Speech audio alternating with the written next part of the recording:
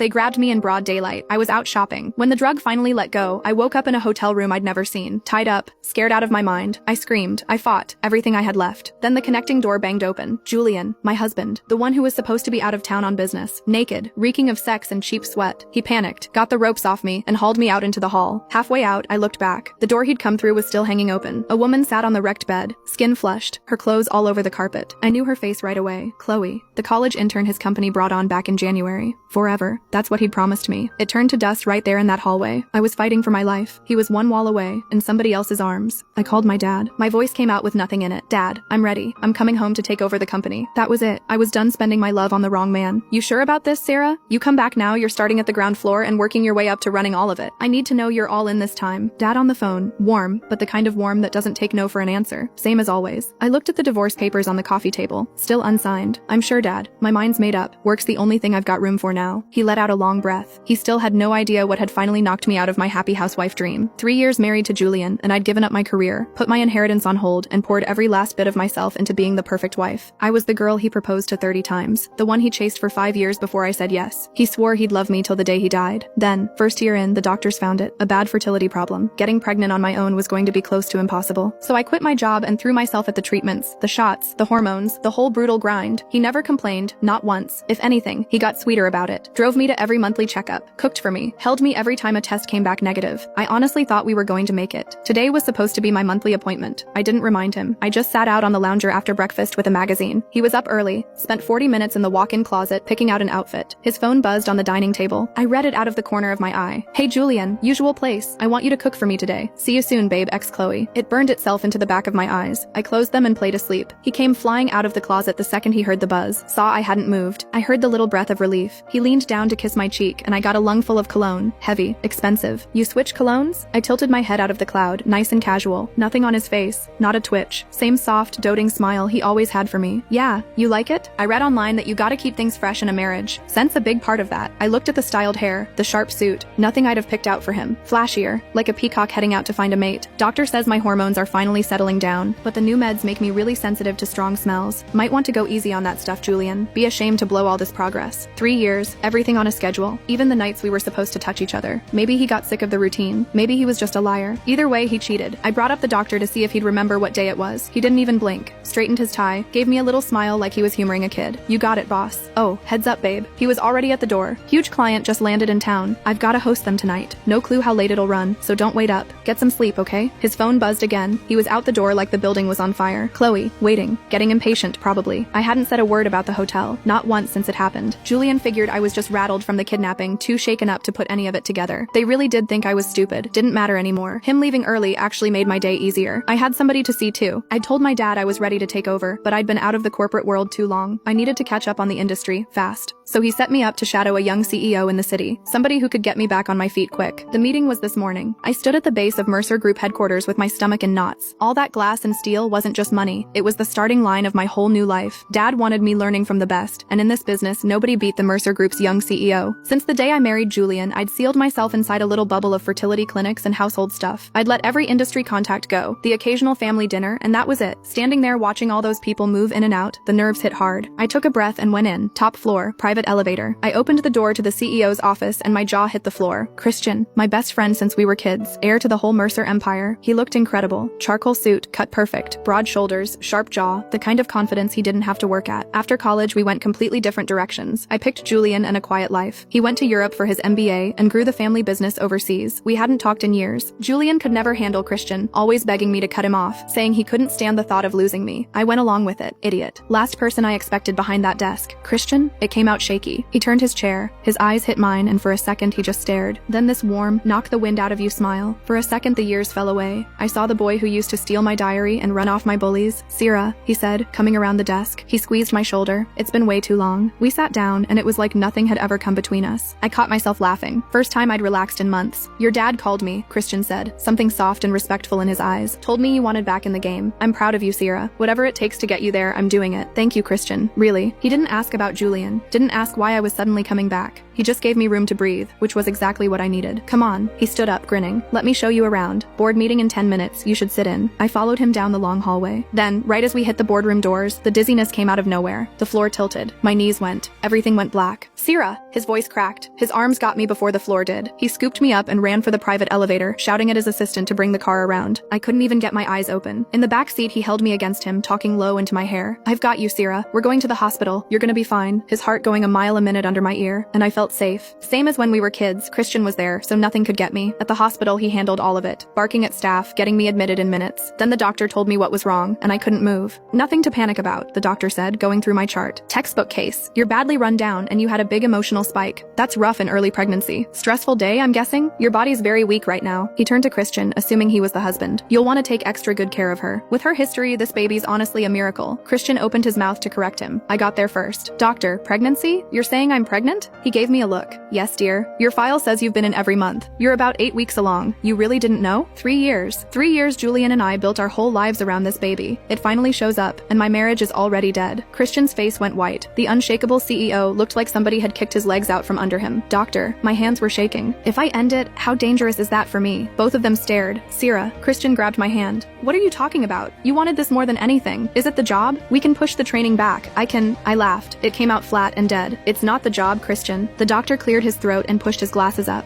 At 8 weeks, the procedure itself is simple. But with your fertility issues, if you terminate, your odds of ever conceiving again are basically 0. This is probably your one shot. That landed like a punch to the chest. Christian walked me back to the recovery room. I wouldn't get in the bed. I wanted to go home. Sarah, you need rest. His eyes were dark. Should I call Julian? Let him know you're— No. Christian's sharp. The termination question was all he needed. Don't carry this by yourself, he said, stepping closer. Tell me what happened. Let me help. I looked at him, and everything I'd been holding up just came down. Julian's cheating on me. I caught him. We're getting divorced. His face went black with rage. He stood up so fast the chair screeched. He what? After everything he swore to you? It's okay, Christian. I put a hand on his arm. I'm leaving him. It's not too late to save myself. His eyes were bloodshot. I couldn't name what was in them. His voice came out thick. Whatever you need, Sierra. I'm here. Just don't let me near him. I might actually kill him. He meant it, but this fight was mine. I got back to the penthouse figuring he'd still be wrapped up in her somewhere across town. The lights were on. By the front door, next to Julian's Oxfords, a pair of cheap red heels. Not mine. A giggle floated in from the living room, sweet enough to hurt my teeth. Julian, stop. We're so bad. Doing this while your wife's out. You're the one who insisted on driving me home, you little devil. His voice, thick with it. Sierra's not here. Why shouldn't we have some fun?